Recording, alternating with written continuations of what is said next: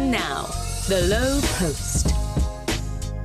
Welcome to the Lowe Post podcast. It's Monday morning. It's trade deadline week. We are 4 days from the NBA trade deadline, and the week opened with the somewhat expected, but very sad news that Joel Embiid is going to have surgery to repair or fix or address something in his left meniscus, which has bothered him for years and will miss some period of time. Woj reported the door is open and perhaps wide open for Mr. Embiid to return sometime this season. It will depend, from what I've heard, on what they find when they get in there and what kind of things they actually have to do to his meniscus. So we will learn on the timetable. I have many thoughts on this, but welcome into Tim MacMahon. How are you, sir? Howdy, partner. It is a pleasure to be here. How are you? I'm good, man. You know, I did the Embiid big picture stuff last week. We all know what this dude is and why this sucks. I mean, sometimes the injury analysis isn't really complicated. Like, you can't get a whole column out of this sucks and it's really sad. And we all know this dude was, you know, I wrote in a column once, and as someone who watched one of these guys up close, I would be interested in your thoughts on this. I wrote, without hyperbole, that this season, averaging 36 points a game, which is like, that's not even a real thing. But it is a real thing, on really efficient shooting, and averaging 1.05 points per minute of NBA action, which is number one all time, including the Wilt Chamberlain video game number seasons. Number one ever, period. Greatest per minute scoring season ever, which means you're in the conversation for greatest season at putting the ball in the basket at a sport that is called basketball. Greatest scoring season of all time. You're in the conversation. I wrote a column a few weeks ago that on those nights when he's just rolling and he's got the jumper, which is just effortless, just no one can touch that thing.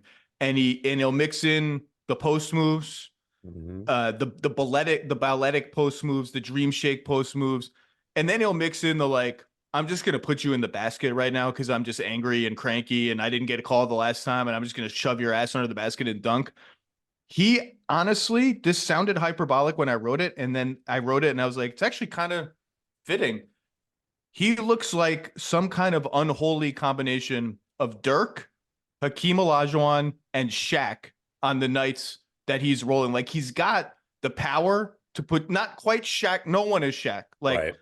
The youngsters, the young people just don't have any idea what Shaq would do to other human beings. It was just absolutely impossible to guard him, but he could, you see a little bit of the, I'm just going to shove you under the basket stanchion and dunk on your face. Olajuwon, we know they share the footwork and the fakes and everything. And like the jumper, it looks different. It's not as soft and silky and the one-legged and the fading and all that stuff, but the accuracy and the ability to dominate a game from 15 feet away is Nowitzkian. And it's just such a bummer. It's such a bummer. And all that said, like, you know, we know what the guy is. He's an MVP. He's a first ballot Hall of Famer. And when you consider that he entered the league with a broken navicular bone in his foot, which is a death sentence for a lot of big men, and a stress fracture in his back, which sounds horrible. His career is A++. And I'm just hoping, I hope in 3 days, whenever the surgery happens, 2 days, 1 day, 5 days, we get the press release. It's like, oh my God, like, minor cleanup. He'll be back in 2 months and like should be weight bearing in a month. And let's make an honest run at this. But, you know, I guess we'll see. What was your first reaction? I mean, the obvious reaction is what a bummer, and not just because of how dominant that he's been. And I agree with you that I'm not sure we've ever seen this type of blend of power and finesse, of just being able to bully people, but also dominate with the soft touch and with the skill, with the footwork. But man, this was supposed to be the season that Embiid got the right to have a full, healthy playoff run, got the right to show, hey, this is what I can do, given a chance, if healthy. I mean, the season started with people wondering, is Embiid going to force his way out? Holy moly, Philly's a mess. James Harden's really put the Sixers in a bind, or Daryl Morey, if you want to put blame on him, whatever the case may be. And Embiid says, hey, we're good. Tyrese Maxey's a rising star in this league, and he was absolutely right about that. I'm the reigning MVP. The 76ers are going to be just fine. And he was right, and he was proving himself right every single night that he was on the floor. And it's just, his career, like, he's a Hall of Famer right now, but his career is also one of the great what ifs, because there's, like you said, there's just been so many injuries from literally the day that he stepped into the league, and he hasn't been able to have that playoff breakthrough. Health has been one of the primary factors in that. And unfortunately, it looks like that's going to be the case again this season. I think even the best case scenario, you're not getting the full historically dominant version of Joel Embiid again this season, even if he is able to come back. Yeah, we're going to see the timetable, and again, to your point, like, he missed his first 2 seasons in the NBA because of his foot. Like, that's how bad the foot and the reoccurrence of the foot and all that stuff was. What he's been able to accomplish in that body is nothing short of extraordinary. And to your point, like, I'm hesitant to say too much before we know the timetable, but, there's going to probably be a period of time where he really can't really do anything. So he'll lose some conditioning, maybe lose some strength, whatever.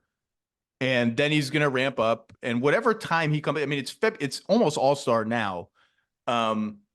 If he missed 6 weeks or 2 months, which feels positive, you're right at the playoffs by that point. And you're ramping up in the playoffs is no joke, especially now. I mean, look, I don't mean to be like Debbie Downer, but they're 5th in the East.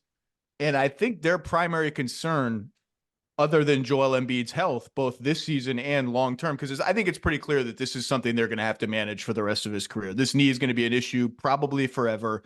And for his personal life, Perk had a whole thing last week on TV about, like, playing with your kid in the driveway. Like, that's for big guys like this, that's a real thing. And his professional life, this is going to be something that's going to be managed going forward. But look, they're 5th, and they've had tied for the easiest schedule in the whole league so far. You know who they're tied with, by the way, in terms of opponent winning percentage for easiest schedule? I don't. Washington. Do you know how hard it is to have the easiest schedule when you're the Wizards and you can't play yourselves? Maybe they're counting inter-squad scrimmages from training camp in that formula. I mean, I haven't looked at the Wizards' schedule yet. They may not win another game the rest of the season if they've played the easiest schedule so far. So the Sixers and Tobias Harris has missed some games recently. Melton's been out for a while, but Batum's missed some games recently. Like, it's not just Embiid. Now, the good thing they have going for them is they have a 5-game cushion on number 6. But look, 5, 6, 7, 8, they're all coming in the East. I mean, Miami, we'll see if they can right the ship a little bit. They lost to the Clippers last night. The Clippers just never lose anymore. Like, they should be safe from the play-in. Like, no matter how injury riddled you are, 5 games with 30 to go is a pretty big cushion. But man, they need to get the rest of these guys healthy soon, or else that could be that we could wake up in 3 days and that lead could be 3 games. And, like, you're going to be an underdog in the first round, and you're going to be ramping up to play the Knicks or the Cavs or whatever in the first round. Like, that's a tough road. And, like, look, beyond that, I mentioned managing it for the rest of his career. Like, I just think that means what it sounds like. That means, like, he may never play 65 games again. And that's got to be okay with the Sixers and everybody, despite what it means for all NBA and MVP and all that. His legacy as an individual player is secured. But I have some thoughts on that, Tim MacMahon. I would like to hear those thoughts. Listen, my thing is this: with MVP, if you don't play 65 games, I can't make the case that you're the most valuable player in the league, because I always say, as dominant as Embiid was, 75% of Joel Embiid is not more dominant than 90% of Nikola Jokic or Shai Gilgeous-Alexander this season, or Giannis Antetokounmpo. All NBA is the one where, listen, man, if Embiid's on the court for whatever you want to say, and it won't be this year, but in future years, if he plays 60 games and he's putting up, 34, 11, and 6 and anchoring a defense, I still think you can make a pretty strong case that that's one of the 15 best players in the NBA, the 15 most impactful players in the NBA. You nailed it. I think the union and the league needs to rethink both for Supermax purposes and for all NBA purposes, the 65 game limit for third team all NBA. I think third team all NBA should be treated differently than first team and second team, because I, as a voter in the past, have done on third team NBA, I have put guys on, like I've done it with Kevin Durant and LeBron James and probably others that I'm forgetting, guys who play 55, 58 games, but have incredible seasons. And it's one of these things, like, we all know that this is the best guy. And it's like, if it comes down to like a good Julius Randle season over 78 games and an unbelievable LeBron season over 58 games, like, I'm going to put LeBron on third team all NBA because it's third team. It's not first team, which is an incredibly high honor. It's not second team, which is an incredibly high honor. Still a very high honor, but it's the least high of the high honors. Connected to that, I think they need to tweak the Supermax rules so that third team all NBA does not qualify you for the full bump or even maybe any of the bump. I mean, that would be subject to negotiation, 26%, 28%, because what's going to happen is all these older guys are going to miss the 65 game limit, and we're going to have younger guys make it who are like good, but their teams are going to be like, man, Supermax for this guy? Like, that doesn't seem right. So I think we need to like, if you make second team, first team, you've had the kind of season where you're probably a Supermax player. We see every year 13, there's like one or two spots you're like, oh boy, candidate pool kind of got pretty thin here. I think third team needs to be changed because I'm totally fine with guys playing 50, 55 games and making third team all NBA. That's my idea. That's my tweak. I think that's an interesting concept. I agree with you as far as the unintended consequences of the 65 game rule, bumping guys out and then getting new Supermax candidates in. That's essentially what you're doing. You're getting guys who would not have qualified for Supermax, basically saying, hey, I qualified, show me the money. And if the whole point of this is to try to maximize the opportunity for teams, particularly small market teams, to continue building around their own players, the guys that they drafted, developed, and all that kind of stuff. If the whole point of it is that, you don't want to put those franchises at odds with their very good but not great players to the point where they say, hey, he's technically eligible, but if we give him that, we are completely just killing ourselves from a salary cap perspective. And I think you'll find yourself in situations like Kemba Walker with the Charlotte Hornets, where you're essentially expediting the departure of some of these guys from their home franchises. And it also can cut the other way where a team, someone may become eligible for the Supermax that catches a team by surprise, but and it puts them at odds, as you say, like like there's all of a sudden a little bit of attention there, and the team may be the one that misplays it by not really understanding how good the guy is, that he actually is this good. And the sort of story of that one to me is Jimmy Butler with Chicago, when the Bulls were like, I don't know, like, can we build a contender around him making X% of the cap? And yeah, it turns out Jimmy Butler is amazing. And you guys have been team play-in tournament ever since then, basically. And currently this year, the Fighting Bulls are 9th and hell-bent on staying 9th, it appears. Have you watched the Knicks lately? The Knicks are very good. Yes, I've watched the Knicks a lot. How's Jalen Brunson doing? He is the mayor, I think, of New York City now. I think he's been appointed mayor and is just jab stepping and up and undering and shoulder checking and mid-ranging guys to death. He's making Mike Breen lose his mind on television every single night. Now they lost to the Lakers, and LeBron played some like peak LeBron defense on him, and they doubled him, and AD swatted everything at the rim. But yeah, Jalen Brunson's good, and we'll talk about the Mavericks later, but let's just say the Mavericks go on a run and Kyrie's balling, and Kyrie's been balling all season. Like that Kyrie's been balling when he's played. When he's played. Yes, fair. And if things go sunny in Dallas, the Brunson thing will gradually recede from our memories, or from the memories of everyone who's normal and not a diehard. Like, that is a pivotal blunder that lingers forever for the next 10 years in terms of what you have to trade, what your cap sheet looks like, all of it. Even though you might forget it sometimes. Okay, and speaking of trades, look, Woj has reported this. I've heard the same thing, that the Sixers are still operating as a team that has a healthy Joel Embiid in the playoffs, in terms of, like, we have these picks that we got from the James Harden trade. We had expiring contracts that are big and we can send them out, hunting for players who can help their team now, even though they also have $50+ million of cap space coming up this summer. And you know, well, the timing of the surgery is actually relevant. It's not clear when it's going to be.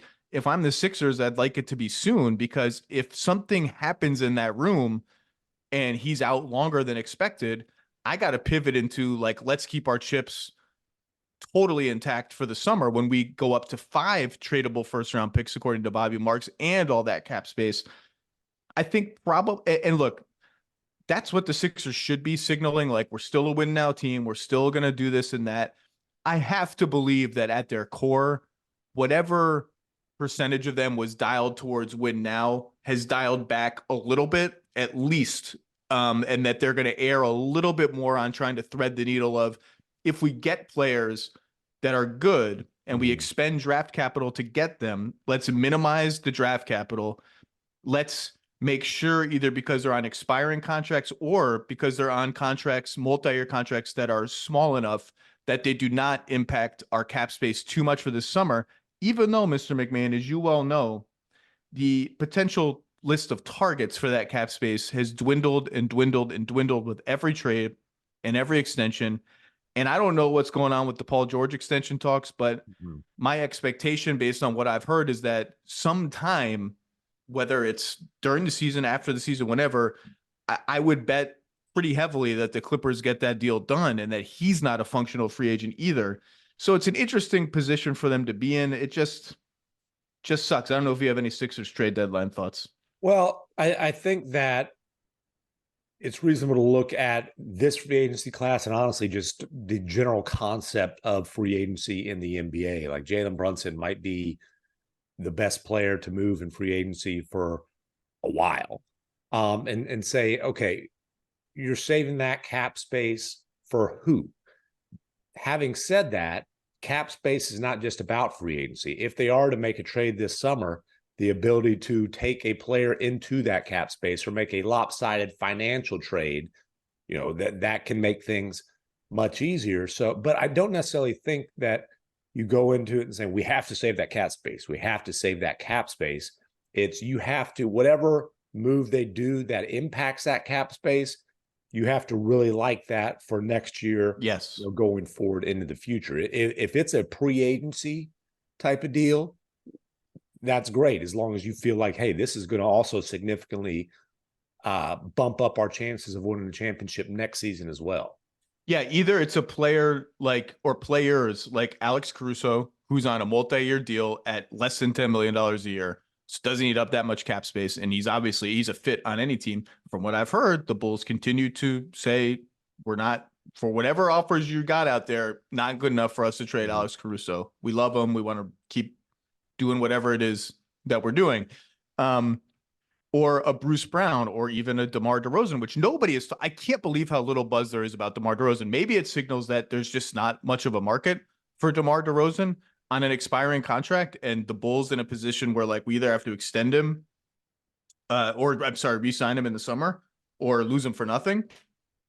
They should be looking to trade him, in my opinion. But maybe if there is no buzz, it means the Bulls will have some good leverage over DeMar DeRozan in free agency. The market won't be super robust, but a guy on an expiring that you wink, think you can re-sign at a number, Bruce Brown, that doesn't necessarily impact your cap sheet. So you have 25 left over for that lopsided trade, or 30 left over for that lopsided trade.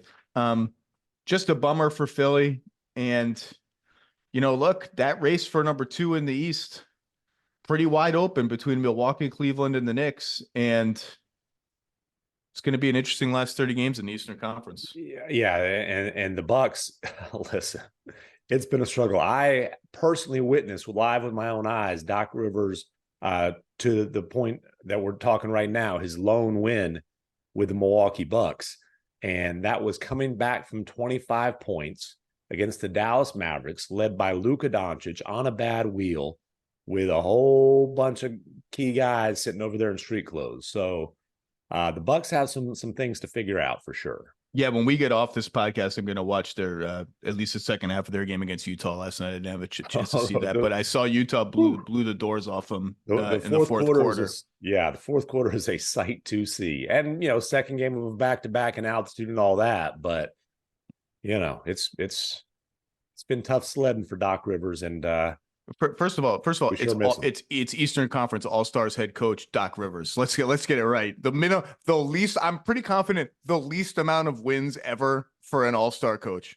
It is begrudging Eastern Conference All-Star coach Doc Rivers. I would say. Oh shucks! Oh, I wish I could give Adrian Griffin the bonus. Oh shucks! Oh, and the All-Star ring. I get a feeling Adrian Griffin might tell him to put that All-Star ring somewhere else. Oh no. Okay. Let's talk about the trade deadline real quickly. I don't want to get too whatever. I mentioned the Sixers and 5 first-round picks in July versus 3 now. That's true of a lot of buyers, potential buyers, and most of the league in the universe of the play-in tournament is buyers. Even like the Hawks, who are 10th and have been one of the more depressing teams in the league this year. They're on a 4-game winning streak, despite Clint Capella now being out for a bit. And they're 22-27. Point differential's like, okay. I'm not sure they're afraid of anyone catching them for 10th. Like, are the Brooklyn Nets going to catch fire? They're 11th. And after that, it's just a morass of crap in the East. Like, the Hawks may just say, like, we get into the play-in. Who are we scared of in the play-in? Why not take our chances? And maybe we get in, maybe we get 7th, maybe we get the aforementioned Milwaukee Bucks or whatever. And like, we're 2-2 in the first round and like, everything's great. Maybe we don't trade DeJounte Murray. Anyway, on the picks thing, Sixers, we mentioned your hometown Dallas Mavericks will have 3 tradable first round picks in July. They have 1 now. The Bucks will have 2 tradable first round picks in July. They have, I believe, 0 now. The Lakers will have 3 tradable first round picks in July. They have 1 now. The Heat will have, I didn't do the calculation on the Heat, but it will be more than they have now. And what's interesting about that is that the teams who are selling and specifically sell or would be classified, let's say, as sellers and are specifically holding players on multi-year contracts, like, say, Kyle Kuzma, for instance, or DeJounte Murray, for instance, can look at those sellers and say, well, we have these guys under control through beyond next season. Why are we going to trade them to you now when you have so little to trade, when we can hold them to July and then we can really bid you off against each other when you have a lot more stuff to trade us? And I think that's interesting. And what it does is it maybe shifts everybody's focus to the guys on expiring contracts on those teams who they could not hold into July and next season and get that pick bounty, or at least get that auction of a pick bounty for.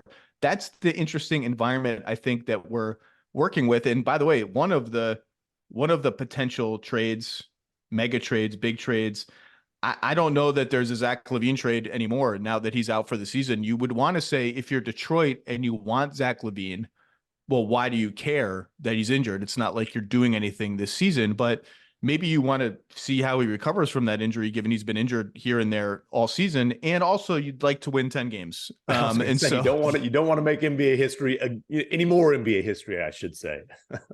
And they look like semi-competent recently. Asar Thompson's had a couple of big games. I want more Asar Thompson in my life. So that's the environment we're talking about. Yeah, the NBA Today 5-hour trade deadline special, headlined by maybe not even the DeJounte Murray trade, is going to be a fun 5 hours or whatever it's going to be. But there's always something. There's always something that pops up. Well, you mentioned the Kuzmas where, hey, maybe you can get more this summer. But then or expirings, but then there's a guy like Andrew Wiggins, right? And I don't know that Andrew Wiggins is a guy you're getting more for this summer. And if you're the Warriors, maybe there is a deal where what looked like a team-friendly contract when he signed it no longer does, and you can get out from under that and minimize the financial pain that is amplified times, whatever the math is because of the luxury tax. And look, in the specific case of the Mavericks, a month or so ago, I was saying I don't feel the same sense of desperation as last year to make a trade upgrade. It's been a very rough month. It's been a rough month from a health standpoint. It's been a rough month from a running Luka into the ground standpoint. He's been spectacular individually. The numbers that he's putting up are absolutely ridiculous, but they are sinking in the standings.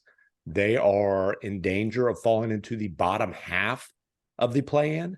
I don't think we need to, really have a whole lot of discussion about what a disaster of being a team that doesn't make it out of the play-in would be for Dallas to not make the playoffs for 2 straight years when you have a perennial All-NBA first-team player, an MVP candidate.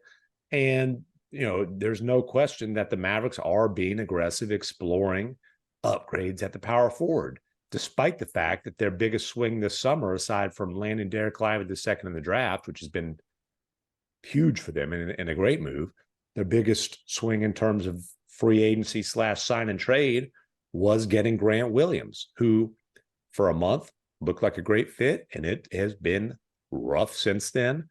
I thought he was going to be a really good fit. I liked the addition. I thought the 2030 swap rights they sent to San Antonio in that 3-team deal were terrifying. And I still think the latter, the former, as far as the great fit, there's reason for concern there. Big time concern.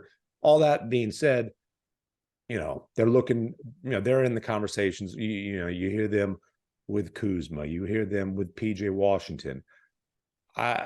Andrew Wiggins is one to watch there, because I think that's one that maybe that can happen without sacrificing draft capital, or at least first round draft capital. I'm not sure why. I don't mean to be flip about this. I'm not sure why any team would trade for Andrew Wiggins right now. He has $26 million, $28 million, and a $30 million player option on his contract, and just has shown not very many signs of being the player he was 2 years ago in the playoffs for whatever reason. Now he's even like lately, when he's had a little bit of an uptick here and there in this new starting 5 with Draymond at the 5 and Kuminga and Wiggins, Steph and Clay. Then he will have like a 1 of 4, plays 19 minutes. And it's not a lot. It's not a ton of money in the scheme of the new contract landscape, but it's like, I don't know that I'm like getting ahead of myself to trade for Andrew Wiggins, even if the price is cheap. And on the flip side, if I'm the Warriors, it's awesome that this Wiggins, Kuminga, Green thing has worked. That doesn't change my calculation on Andrew Wiggins at all. Right. If I can get out from under that contract, I'm doing it.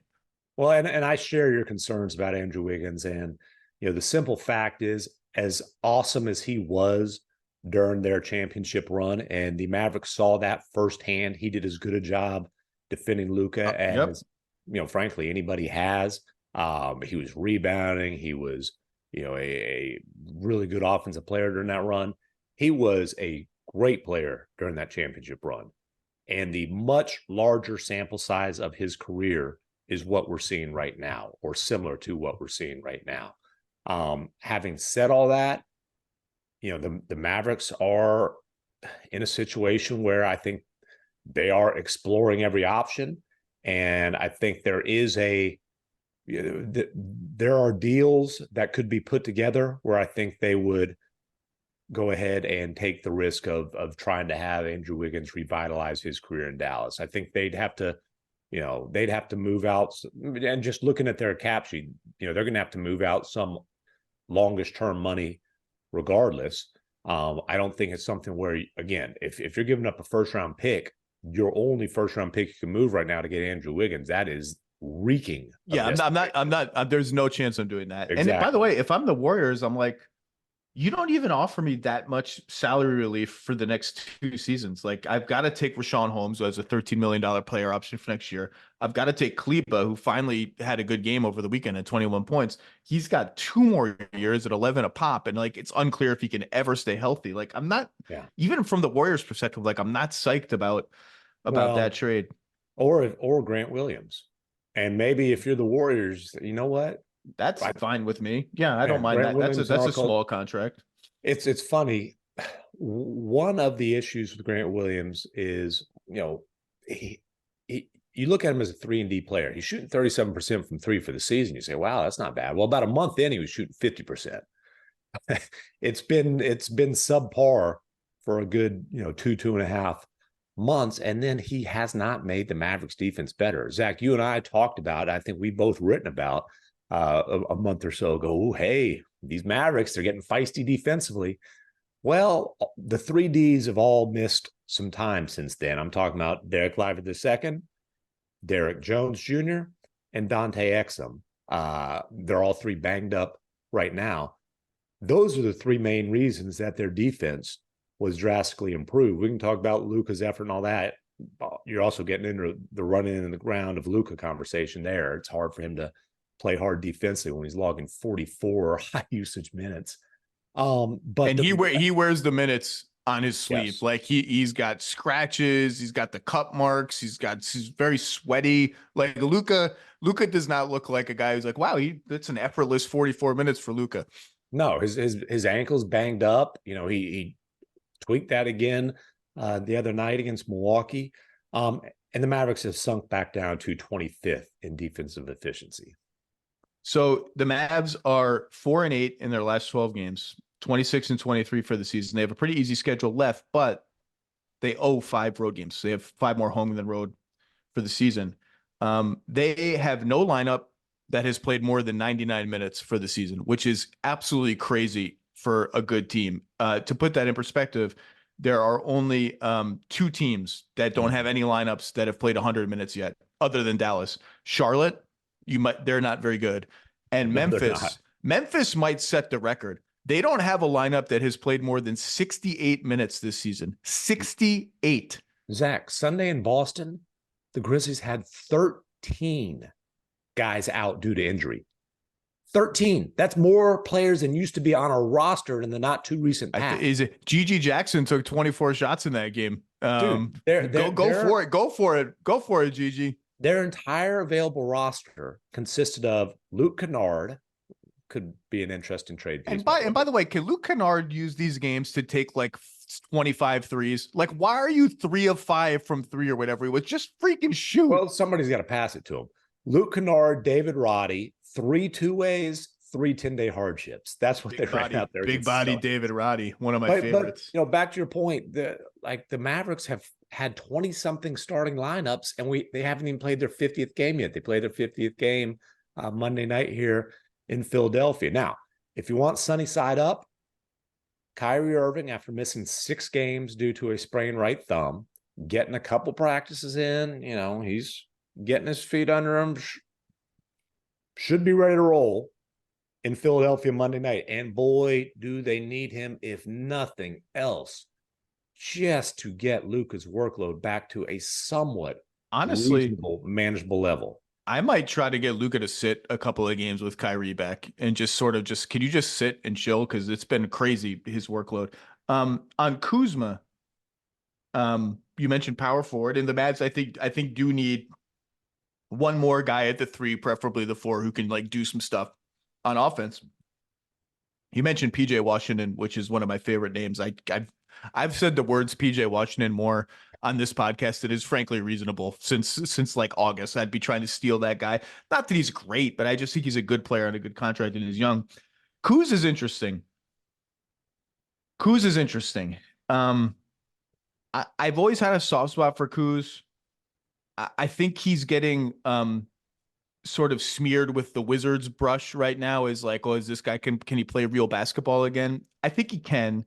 He defends okay when he wants to. He's a good cutter. He's a very good rebounder. Mm-hmm. He looks like a good catch and shoot three-point shooter, and the numbers say that is not the case. Right. He's 33% for his career on threes, and not much better than that in most seasons on catch and shoot threes, which is what, if you're the Mavericks, that's what you're looking at. I want to dig down and see, what are you going to look like shooting threes off Luka passes? Now, he has shot much better from the corners than he has above the break. And I think the Mavs could tell themselves, throw away all those numbers.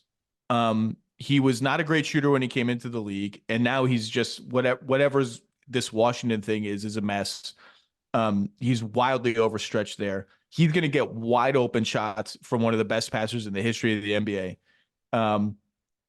We think he can hit 40% on catch and shoot threes. If that's the case, I'm okay with the fit. Like, his contract declines from like 26-ish to 21. Like, it's a good value contract that you can flip again if you decide that's where you want to go. It fits in any trade. Honestly, like, I don't know what Washington is going to do. It would not shock me if they just hung on to Kuzma for the reasons I expressed right when we started talking about the trade deadline. We'll just trade him in the summer. And they also like legitimately think he's a good player. It wouldn't even shock me. It would surprise me a little bit if they hung on to Tyus Jones, who's on an expiring. Minnesota's been mentioned with Tyus Jones a lot. I'm not sure there's a path there from what I've heard, but again, nothing would surprise me. I'm not sure that's going to be the Tyus Jones team.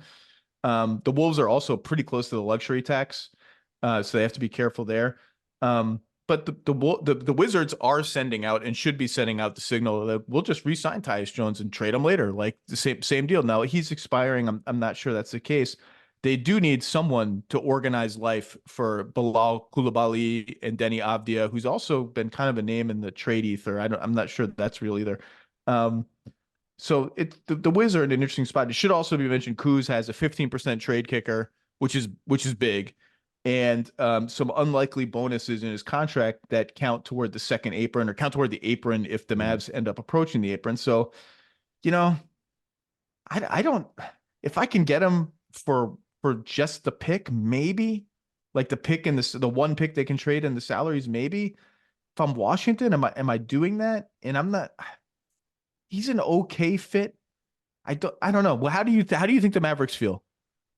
I think he's an okay fit. I think there's internal discussion about just how good of a fit he is.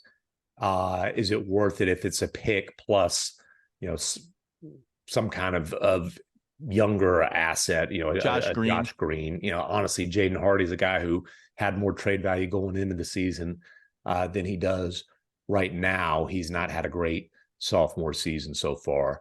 And you nailed the 3-point shooting. Like, man, you really would like to have an above average 3-point shooter to put on the floor with Luka and Kyrie, and the rare occasions you actually get those two guys together. So the question is, does his shooting, is that an issue as far as the fit? And really the main thing you're trying to do is improve your defense. And I don't know that Kyle Kuzma does that. I think I would rate him as like average for his position when he's really dialed in, which again is like, is that really moving the needle? Well, he's one of the Wizards' best defenders. He is a top half of the Wizards roster defender. Yes. But you mentioned the contract is nice. And then look, a lot of times, as Jason Kidd says, the Mavericks are playing advantage basketball because Luka gets doubled, trapped, all those kind of things more than anybody else in the league, and it's not close. And if you get Kuzma in a situation against a scrambling defense, can he capitalize on that? That's where you start talking yourself into, yes, he does make sense for the Mavericks. Yeah, see, that's what I was going to say. But you can over-index on shooting a little bit at the expense of, can this guy do off the dribble when we kick him the ball and maybe there's a good closeout? Like, can he keep it moving? Also, can he score one-on-one when there's 6 on the shot clock and they've doubled Luka and like the possession's kind of dead? He can do that stuff, and they need somebody else who could do that stuff, which is like, I think he's an okay fit there. Another team that you follow closely are the Houston Rockets. I talked a little bit about Jalen Green last week with Chiney Ogwumike. There's been a lot of reporting out there about the Rockets making a run at Mikal Bridges, and I think most of the reporting has been they offered the Nets all their picks back from the Harden trade, picks and swaps, and That would be valuable for the Nets because it's hard to yeah. rebuild when you don't control your picks. And the Nets are, kind of a rebuilding team. Where are the Rockets in general and specifically on Jalen Green from what you've heard? Yeah. So the Rockets, this has been a year of great progress for them. The start of phase 2, I would say, is off to a very good start. They have a culture in place. They have kind of the spine of what you can see becoming a pretty good team in place. And then if you talk about the young talent on the roster, let's be honest, Jalen Green, it's been a roller coaster type of season.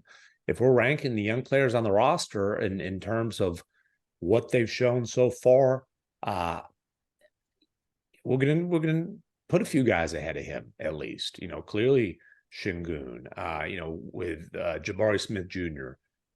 Slumping lately, it should be said. Jabari Smith Jr., since he's come back from injury, has been quite quiet. Right, but you see how he fits, and I'm a huge fan. He's a winner, right? And he's a defender, and that's like Ime Udoka.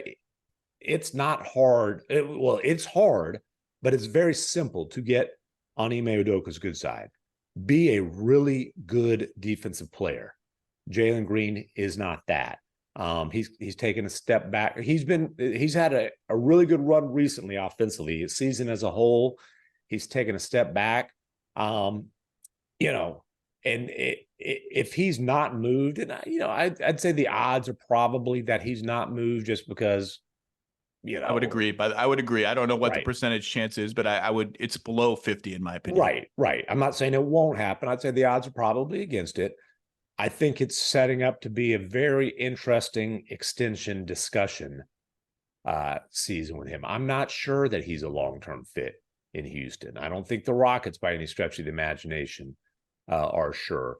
And they are sure that they are interested in acquiring, proven star, or, however you want to define Mikal Bridges, like star types of players. Hypothetically, say a Donovan Mitchell might be on the trade block this summer. I think the Rockets would be very aggressive going after him. They want the kind of player who can vault them into what they would consider phase 3, which is we are a playoff team. We are a team that is going to be playing in late April. How many phases are there? Well, I don't know. They're Have you seen the PowerPoint? Is there a PowerPoint? All right. If everybody now clicks over, this is phase 5. Has anyone ever enjoyed a PowerPoint presentation? Has any person ever actually paid attention to my favorite thing is when people are doing the PowerPoint presentation and it's just a list of bullet points and all they do is read the bullet points. I'm like, I'm in the room. I know how to read. You are providing less than the minimum amount of plus added value by reading the goddamn PowerPoint presentation. PowerPoint stinks and everybody stinks at PowerPoint. PowerPoints. That's what the term I like to use for guys like LeBron James, because he's like a PowerPoint guard. That's the only kind of PowerPoint that I enjoy. It's relevant though that you mentioned Donovan Mitchell. And look, the Cavs and their fans don't want to hear this, and I completely agree with them. The Cavs have been awesome. Yes. Donovan Mitchell has been awesome. Evan Mobley made 3 threes in a game over the weekend, which is like, oh my God, if we could see a little bit more of that changes everybody's life. One game. Jared Allen has been awesome. And, I'm not trying to steal Brian Windhorst's gig as the Jared Allen should be an all-star campaign manager, but he's been really, really good. Hey, look, I'm not putting Jared Allen in the all-star game again until he gets a defensive rebound in the playoffs. Like when we get, he's been unbelievable. He was on my short list of all-star quote unquote snubs, which is a term I reject, but he's been unbelievable this year. If they get the Knicks again in the first round and Mitchell Robinson, forget Mitchell, Isaiah Hartenstein's getting every offensive rebound. Yes. Like I need to see Jared Allen get some defensive rebounds. But the Cavs have no intention of trading Donovan Mitchell. They don't want to trade Donovan Mitchell. They want Donovan Mitchell to be a Cav forever. And maybe he will be. Maybe they'll be so good that he'll be like, my New York dreams, I'm from the Northeast. My dad worked for the Mets, the whole thing. Like, I'll put those aside. But Brooklyn is another team that is theoretically setting itself up for a pursuit of a player of that ilk, of that caliber. They have a bunch of extra draft picks from Phoenix. And I think that's kind of where the rubber hits the road on Mikal Bridges, because in theory, and the NBA doesn't live in theory, an offer in which the Nets get all their picks and swaps back is very, very valuable to them and might be actually worth Mikal Bridges, who's a very good player, has not made the next leap this season that I think the Nets hoped he would make, nor has Cam Johnson, by the way. And sort of so the KD trade return doesn't look as pretty as it did a year ago. I think they did great in that trade. I still think that to get all the Phoenix Suns draft assets. But if you want to pursue a player of that caliber, you need other players that he wants to play with on your team. And if they don't have Mikal Bridges, maybe they re-sign Nick Claxton. Like, I'm not sure that's enough to I'm super excited to be. I mean, one of the reasons why Cleveland made this trade for Donovan Mitchell was like, here's an awesome team. You're just stepping in to a really good nucleus of players.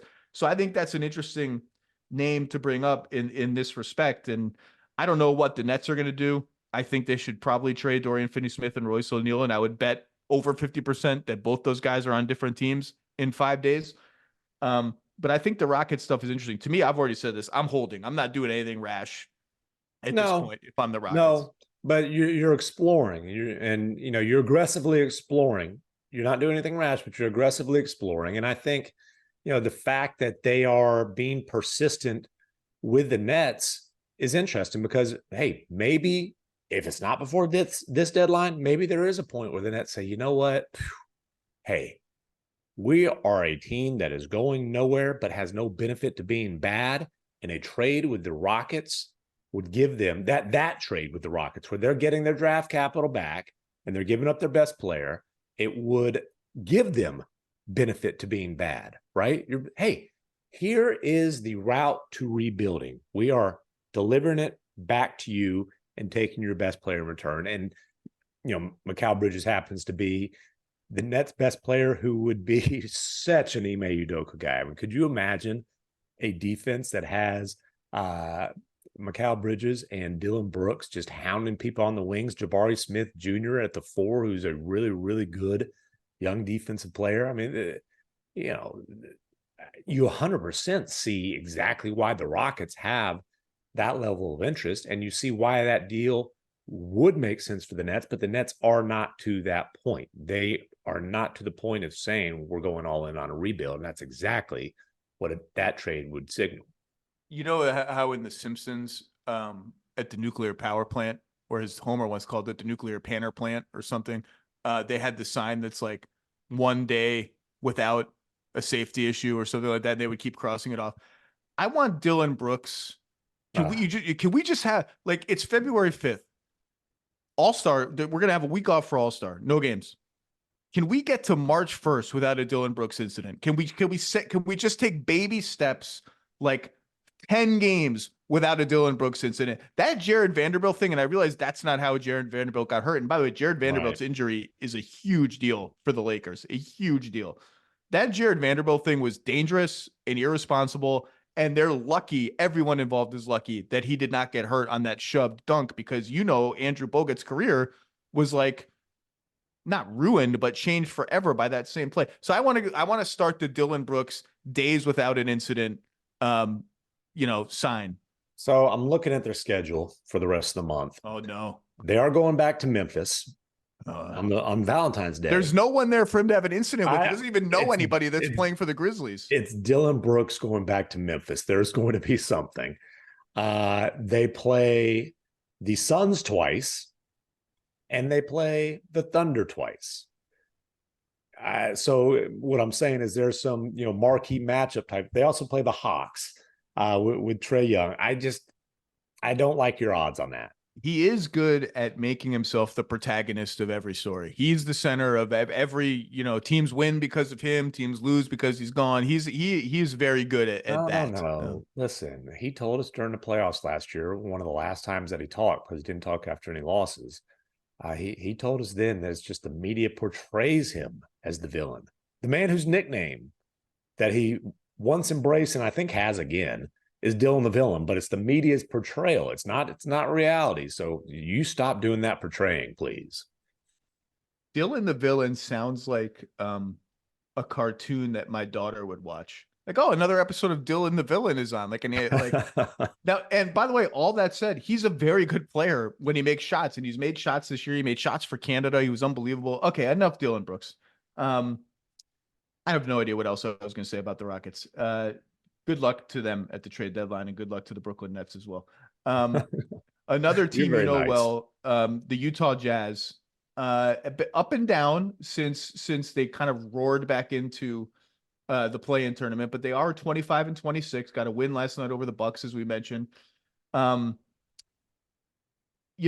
they punted on their season last year with the Conley trade.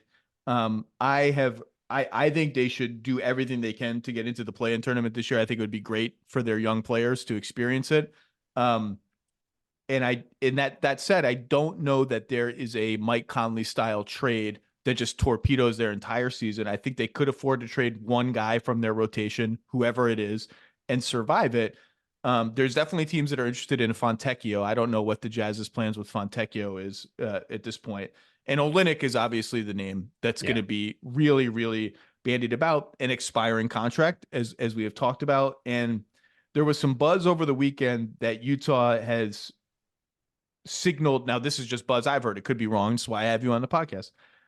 Signaled an increased willingness to move Kelly Olynyk at the right price. I had one GM of another team say, at this point, I'd be surprised if they don't move Kelly Olynyk. And this is from a team who would like to get in on something with Kelly Olynyk.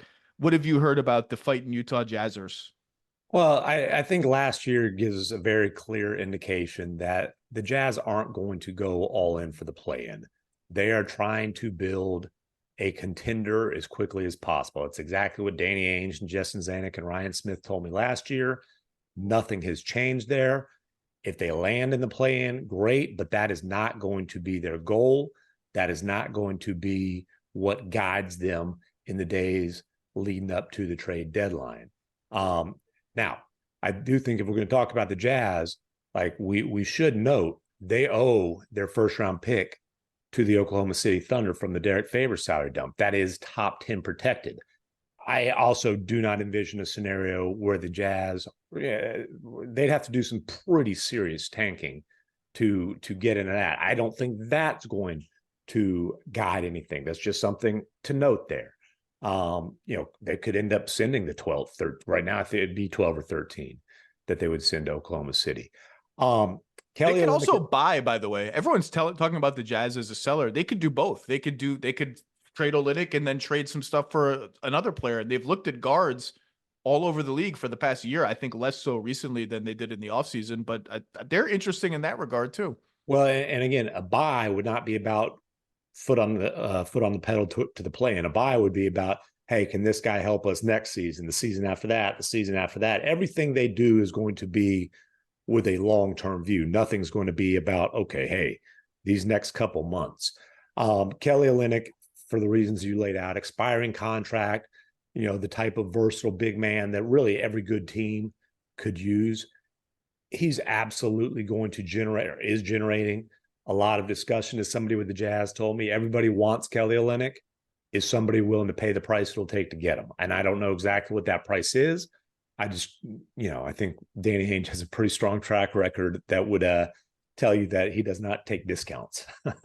If you can get a first-round pick, even a bad first-round pick, even a first-round pick that's probably going to be 25 or lower for Kelly Olynyk on an expiring contract, or the equivalent of that in seconds, I think you just have to do that trade. Yes, even though it hurts your team, it hurts your versatility, it hurts your backup unit. Maybe I can keep Fontecchio and turn him into the Olynyk of my bench unit. He's not as good of a passer, but he can shoot and he's kind of a ball mover. I just think you have to do that trade. Whether they get that, I don't know. But if enough teams are interested, I could see like a very, very heavily protected bad first that conveys quickly being maybe available to. I think you just have to do that. Yeah. And then, you mentioned the guards. They do really like Keontae George, the rookie. They should.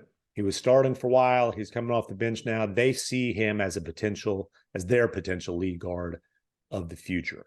Colin Sexton, since he's been in the starting lineup, has really put up some numbers.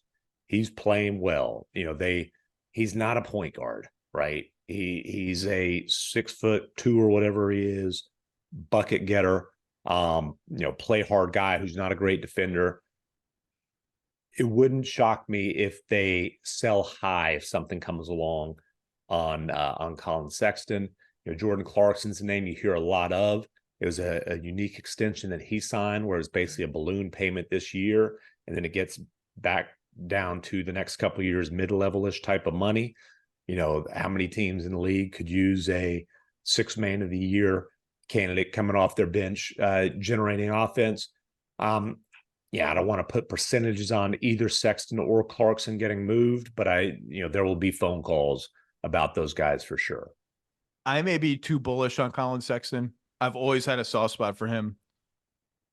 If that same equivalent offer that I mentioned for Kelly Olynyk comes across the board, bad first, and that's it, and the filler salary you need, I don't think I'm doing that for Colin Sexton on his contract. I think I want to learn a little bit more about how he fits what I'm trying to build in Utah. He's good. He's got his flaws. He's good at what he's good at. He's bad at what he's bad at. I like Colin Sexton. Will Hardy's developed a soft spot for him. And, Will has been very honest about he had to stop focusing on, intel from previous, maybe some previous coaches who had worked with him, and stop focusing on Colin Sexton isn't X, Y, and Z. He isn't a point guard, this, that, and the other, and start focusing on, hey, here's what he is. And he's a guy who, upbeat attitude, works his butt off, and puts the ball in the basket on a pretty consistent, fairly efficient basis. Real quickly, I want to hit a couple teams at the top of the West. I've mentioned the Clippers as a team that I think will kick around one more guy, preferably a power forward or a center, because they're a little small, particularly when Kawhi is off the floor. Olynyk would be on my list of people. I've mentioned Finney Smith, PJ Washington, all the same names.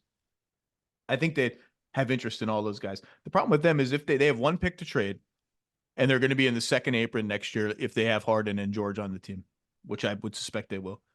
In which case their 2032 pick would be frozen. So if they trade 2030, which is the one they have to trade now, they have no picks at all available to trade, no first at all, nothing to do. And I think they're probably a little wary of that. So it's going to have to be a home run deal for the Clippers to put that pick in, I think. And so I'm not sure what they can get absent putting that pick in with PJ Tucker's expiring, unless they want to trade out of their rotation, which I don't think they should do. I don't believe PJ's expiring. Oh, that's right. He's got player option. You're right. 11 million player option for next year. I'm going to go ahead and guess he'll pick that one up. And yes. And by the way, look, they had the one loss in Cleveland last week. They just keep on winning, and they've Washington, Detroit. They are 33-15.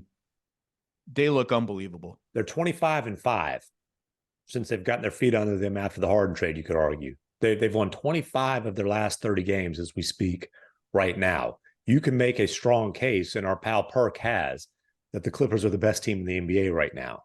And I think you can, make a pretty foolproof case that this is the best chance the Clippers have ever had to make a championship run. Yeah, obviously, which is why I expect them to be pretty aggressive, looking around for one more guy.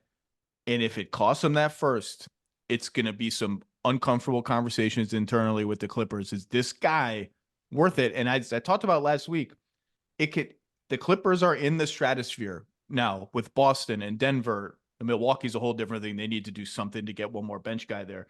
Oklahoma City, Minnesota, maybe, who's been pretty active. Even if we're not sure this guy is one of our top 8 players that we're getting, we just need another guy in case Paul George sprains his ankle and is out for 2 weeks. We still have 2 stars. That's the benefit of the 3-star model, right? We can survive there, but just someone to sop up minutes. And maybe we do get into a playoff matchup where he's a perfect guy to play for 18 minutes a game. I would keep an eye on Bones Highland. I think there's some Bones Highland for some second round picks deals out there for the Clips to sort of, I'm serious, to get some picks in the door. By the way, I hear you, but there wasn't much of a market for Bones Highland last year, which is how he ended up on the Clippers. That's true. So Joel Embiid's not going to be in the MVP conversation. Luka Doncic, the Mavs are just are gonna have to win a lot more games for him to win the MVP. He's gonna be on ballots and he should be, but to win, you can't be eighth and win. Right now, he is a fringe candidate for the simple fact that they're in the play-in. Yeah, you can't be eighth and win in a year when Jokic is healthy and putting up the numbers that he's putting up, and Shai Gilgeous-Alexander is healthy and putting up the numbers he's putting up, and Giannis, who for some reason has not been talked about as an MVP candidate much because the Bucks have been a strange mess for a lot of the year, although they're second in the East, is putting up. He's just 31 and 11, 6 assists a game. Like that's probably a career high for him, I think. I just watched the man have 48, 10, and 5. A menace on defense. I'm not sure I can quite go this far. That's a very good top 3. They've all been healthy. Jokic, Giannis, Shai, whatever order you want to put them in. They've all been healthy. I'm not sure I can put this guy over those 3 yet. I'm not sure there's been a better player in the NBA for the last month than Kawhi Leonard. It's just terrifying how good he's getting again on defense. He's everywhere. He's now doing the thing again where he just takes the ball from people, like the thing he used to do in San Antonio. He's like, oh, you have the ball. You might not even be dribbling it. Would you mind if I just took it out of your hands and went the other way? Because I'm going to do that. He's averaging 24 points, 6 rebounds, 4 assists a game. So the numbers are never going to jump off the charts compared to the other guys. But he's shooting 45% on threes, 53% overall. He's almost at 50, 40, 90. And he defensively, between him and Giannis, pick who you think has been better this year, but he's at peak Kawhi, making plays and just enveloping people on defense. And I heard JJ Redick talk about this during the game last night against Miami, where, it's going to be hard to vote him MVP because he has 2 other stars on his team to do a lot of the heavy lifting, which is, when the Warriors got Durant, it's like, well, they kind of disqualified everybody from MVP. I would push back a little bit on that because Kawhi just kind of does everything. Like he's the only one of the 3 that does everything. Defensively, he's even better than Paul George and way better than Harden, who has bought in, by the way. Harden's playing pretty well defensively for them. Offensively, he can orchestrate the offense when Harden's on the bench and sometimes when Harden's on the court, when they have mismatches, when they want to play that way. And he's an incredible spot up 3-point shooter. He just does everything, and people are worried about him every single possession. I can't.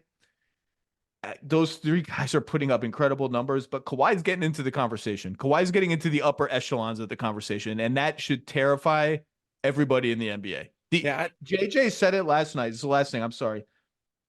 Said this looks like Kawhi from 2017 in San Antonio. He said this looks like Kawhi in San Antonio, vintage Kawhi. Yeah. I think this is now he had a run like this late last season and into the playoffs in Phoenix. I think this is the best he's looked since San Antonio. I think that's absolutely accurate.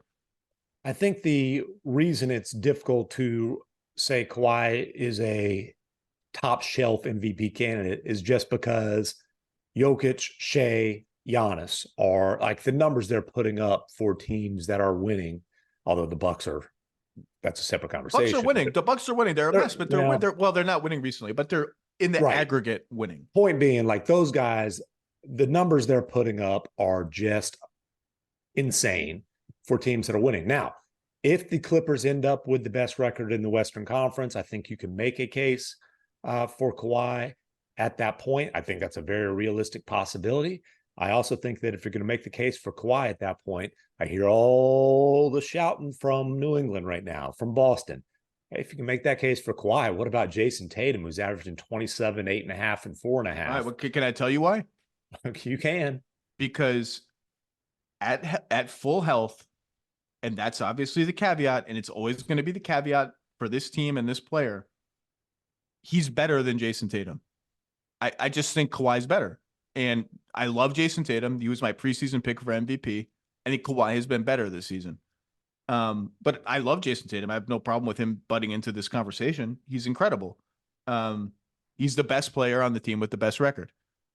I honestly think if you went to 100 coaches and front office executives and said, who'd you rather have in a playoff series? Or who would you be more frightened of in a playoff series? Shai Gilgeous-Alexander or Kawhi Leonard, I kind of think Kawhi might win that poll, despite yes, for the simple fact that you've seen it. You've seen the guys. And I'm good. And this is going to MVP. sound blasphemous, not to channel Stephen A. If you pulled that same pool of executives and said, assume full health for everybody, assume full health, same question, Kawhi or Giannis, Kawhi or Embiid, I think those polls are pretty damn close. Kawhi or Joker? I think it's Joker. I think Joker, fresh off the title run, wins that pool. Right. Maybe handily. Funny thing is, I think last year might not have been. Well, after what we saw last year in the playoffs, to me, it's like there's no argument against it. I'm just like, that's how good this guy is.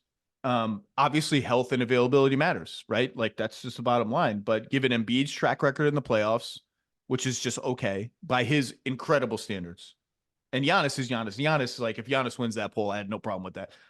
You mentioned Joker. I want to talk a little bit about Denver because I think I saw a quote last night that Michael Malone said he doesn't think Calvin Booth is like lighting up the phone lines, trying to upgrade the team at the deadline, despite all the attention that has been placed on Jokic's incredible plus minus numbers, which indicates that the bench is again hemorrhaging points. The bench is young and untested. The Murray Reggie Jackson combo, which kind of has to play no matter how you juggle the rotation, has to play a little bit, is small. They're -6 for the season, those two together. And I kind of agree with Michael Malone. I don't sense that the Nuggets are like urgently worried about their bench. I've said all season, I kind of like all their bench players. Peyton Watson is getting real interesting right now. It's closed some games for them. It's getting real interesting. Strother's injury is a big deal because he was emerging as like, this guy is a knockdown shooter on the move, which is what they need. Christian Brown, I love that Michael Malone gave him kind of a pep talk in the media this week, saying he's like better than he's shown. Jackson does what he does, and the DeAndre Jordan, Zeke Naji double-headed center is not great, but whatever. You're just don't do that. Don't do that, Tim MacMahon. No, because last year we worried, oh my gosh, what are they going to do with the backup center? And then it's they're not going to play. Well, this is what we've seen. Jordan. They're playing Aaron Gordon at backup center when it matters, and they've done that some recently. So, like, let's not worry about their backup center. We saw it last year in the playoffs. Aaron Gordon's their backup center. So we've seen it a little more recently, right? We've seen them start in games where they're like, oh, you know what? Let's care about this game for a half. When Jokic rests, instead of a full bench mob or Murray plus a full bench mob, we're going to go Murray, Gordon, and 3 subs with Gordon at the 5. Or we'll go Murray, Michael Porter Jr., and DeAndre at the 5. We're going to load up these reserve units and see how it goes. And guess what? It goes pretty goddamn good. For the season, I looked this up today on Cleaning the Glass. Murray and Aaron Gordon, without any of the big men, without Joker, Naji, DJ. So Aaron Gordon at center. That's a good proxy for like Jamal Murray, no Jokic, Aaron Gordon at center. They've only played about 75 minutes together for the season, and they're even in those minutes. And I just think the Nuggets are kind of on cruise control. And if they're healthy, to me, like, they've owned the Clippers for years now. Now, this is the best Clippers team that they're going to have ever faced if they do face them at any point. I just think they're better than Phoenix. Phoenix is been pretty good. They feel very small to me when they have their main lineups on the floor. And maybe it doesn't matter. Their offense is so good. They have a couple trade exceptions that are going to burn a hole in their pocket. One's about $5 million. One's about $6 million. And when they're in the apron next year, they won't be able to use those trade exceptions because of the new rules that are so esoteric. I only kind of understand them.